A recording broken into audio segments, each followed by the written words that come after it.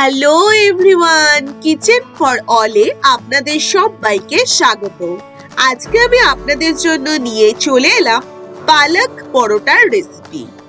পালক পরোটা এইভাবে তৈরি করলে পালক পরোটা হবে সবচাইতে টেস্টি আর একদম নরম।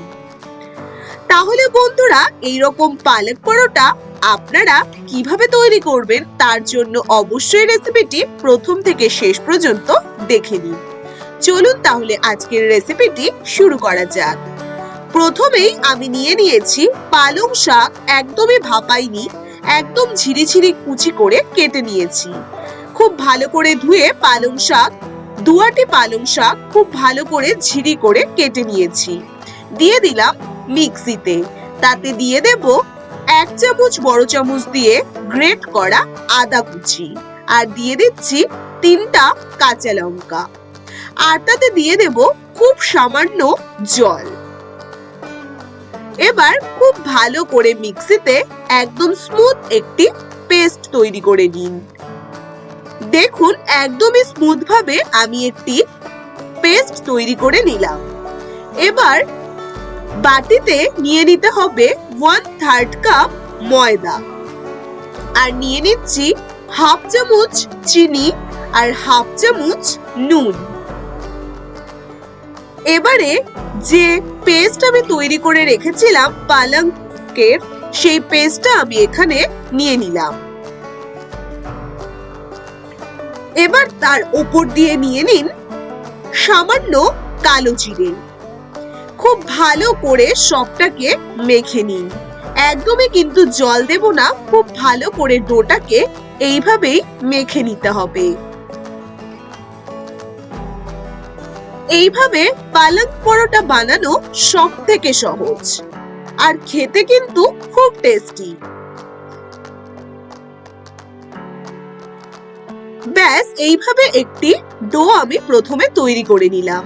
এবার খুব ভালো করে মেখে তার উপর দিয়ে দিয়ে দিচ্ছি 1 চামচ সাদা তেল। এবার ডোটাকে খুব ভালো করে তেলটাকে মিশিয়ে নিতে হবে। খুব ভালোভাবে তেলটাকে সম্পূর্ণ ডোতে ডলে ডলে মেখে নিন।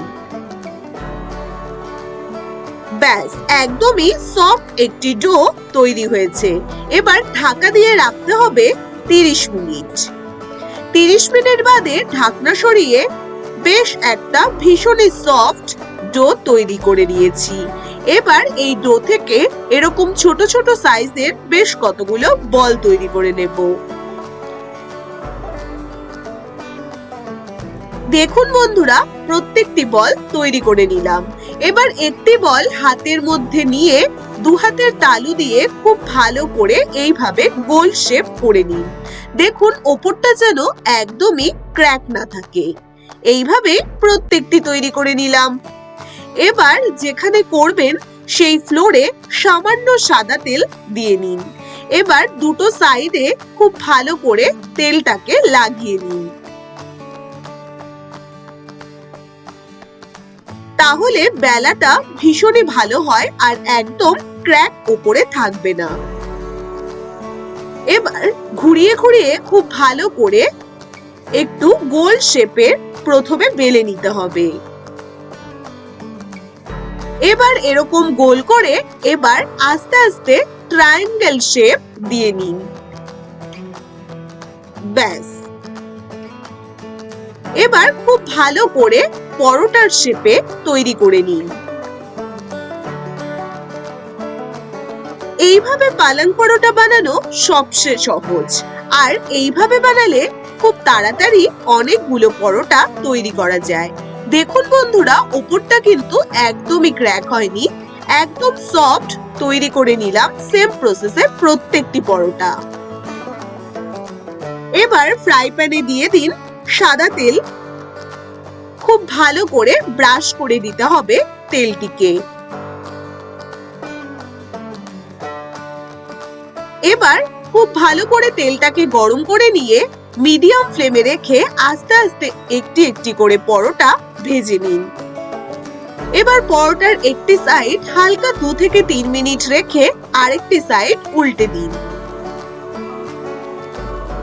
সেম প্রসেসে আরেকটি সাইডও 2 মিনিট হালকা রেখে আরেকটি সাইড উল্টে এইভাবে বারবার করে উল্টে পাল্টে আর এইভাবে প্রেসার দিয়ে একটু ভালোভাবে চাপ দিতে হবে, তাহলে প্রত্যেকটা সাইডই খুব ভালোভাবে হয়ে যায়।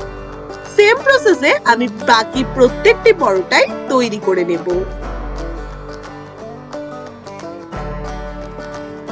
এইভাবে পালং পরোটা বানানো সবচেয়ে সহজ, আর পালং পরোটা খেতেও কিন্তু বন্ধুরা ভীষণ টেস্টি হয়। আর যারা পালং শাক খেতে একদমই পছন্দ করেন না তারা কিন্তু এইভাবে পালং পরোটা খেয়ে অবশ্যই দেখবেন।